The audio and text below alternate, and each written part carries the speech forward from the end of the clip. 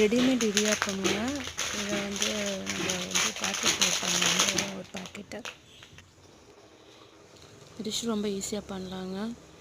ஒரு சட்டியில் எண்ணெயை ஊற்றிக்கணும். காஞ்சதுக்கு அப்புறம் கடுகு, கடலைப்பருப்பு, பெரிய வெங்காயம், பச்சை மிளகா, கருவேப்பிலை,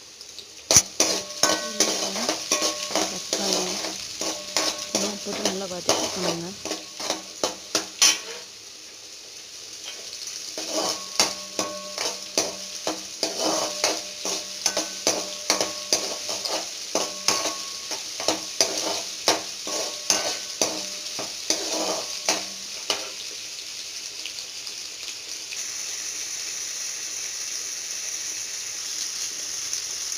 தக்காளி வதக்கினதுக்கப்புறம் மஞ்சள்தூள் கொஞ்சோண்டு, உப்பு,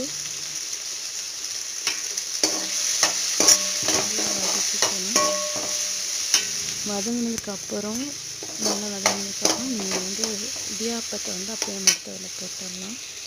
போட்டு நல்லா கிளறணுங்க.